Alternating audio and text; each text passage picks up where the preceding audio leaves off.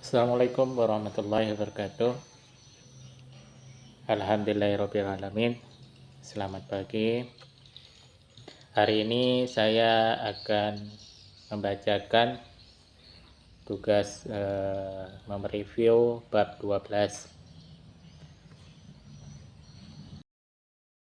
dalam penggunaan bahasa. Penggunaan bahasa dalam penulisan karya ilmiah sangat penting untuk menjaga kualitas dan keilmiahan dari tulisan tersebut.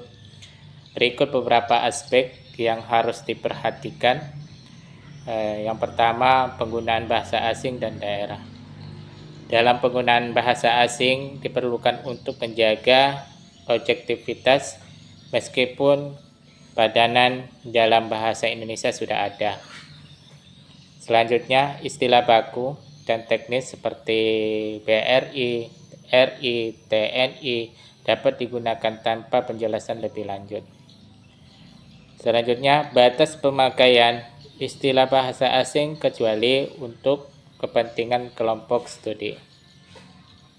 Dan selanjutnya, keterjemahan bahasa asing bisa ditempatkan dalam kurung atau catatan kaki. Yang kedua, penggunaan peristilahan. Istilah yang digunakan harus tepat dan konsisten. Selanjutnya, pengguna istilah memberikan definisi sesuai kebutuhan penulisan untuk menghindari salah interpretasi. Penggunaan tata bahasa. Penggunaan kalimat pendek. Gunakan kalimat pendek dan hindari kalimat panjang untuk menghindari kesalahpahaman. Selanjutnya, disarankan menggunakan kalimat pasif untuk membatasi subjektivitas. Dalam penggunaan dan penyingkatan kata, harus hindari penggunaan angka dalam pengulangan kata seperti kata berulang-ulang, ada angka 2-nya, dan hindari penyingkatan kata yang tidak baku. Dalam penggunaan eja dan transliterasi, mengikuti pedoman umum ejaan bahasa Indonesia yang disempurnakan. Kemudian transliterasi huruf Arab ke Latin harus sesuai dengan aturan yang berlaku. Tanda baca dan kapitalisasi, penggunanya tanda baca harus sesuai dengan keputusan resmi yang berlaku. Kemudian menggunakan huruf kapital untuk judul, bab, nama, dan kata pembentuk judul. Aksentuasi. Dalam penggunaan aksentuasi, penggunaan aksen harus moderat untuk menekankan hal-hal penting. Kemudian nama buku dan istilah asing atau daerah harus ditulis miring. Dalam gaya penulisan karya ilmiah, yang pertama, nada tulis harus formal dan objektif. Kemudian hindari ungkapan ekstrim dan emosional, serta gunakan bahasa yang tenang, rasional, dan moderat. Dalam penulisan kutipan dan penomoral halaman, dalam penulisan karya ilmiah, kutipan, pandangan, atau teori ahli adalah hal yang umum. Ada dua penulisan kutipan. Yang pertama, kutipan langsung. Yang kedua, kutipan tidak langsung. Adapun kutipan langsung, kutipan kurang dari 3 baris yang dimasukkan dalam paragraf dengan tanda kutip.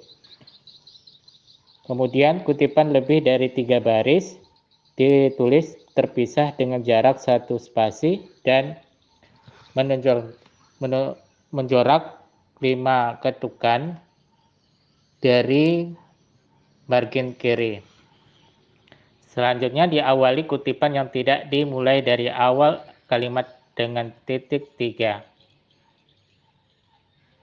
Sedangkan kutipan tidak langsung yaitu menyajikan intisari pandangan ahli dengan kalimat sendiri tanpa batas minimal jumlah baris. Kemudian disarankan untuk merangkum kutipan yang lebih dari satu paragraf.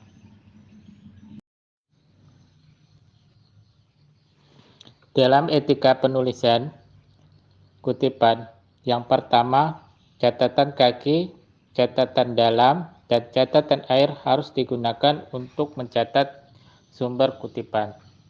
Selanjutnya, catatan kaki ditulis dengan bagian bawah halaman. Catatan dalam ditulis dengan teks, catatan dalam ditulis di tengah teks, dan catatan akhir ditulis di akhir bab atau subbab. Dalam unsur-unsur bibliografi, yang pertama, nama pengarang atau ditulis nama akhir lebih dahulu. Yang kedua, judul buku atau termasuk judul tambahan jika ada. Yang ketiga, nomor, jilid atau cetakan. Yang keempat, data publikasi, tempat terbit, nama penerbit, dan tahun penerbit. Selanjutnya, perbedaan penulisan. Dalam catatan kaki, nama pengarang ditulis sesuai sumber asli dan mencantumkan nomor halaman. Selanjutnya, dalam bibliografi, nama pengarang ditulis nama akhir lebih dahulu tanpa mencantumkan nomor halaman. Untuk kesimpulan dari materi ini adalah pemahaman tentang penggunaan bahasa, penulisan kutipan, penomoran, halaman, dan bibliografi sangat penting dalam karya ilmiah. Hal ini menjaga keilmiahan, keakuratan, dan kejujuran dalam penulisan ilmiah.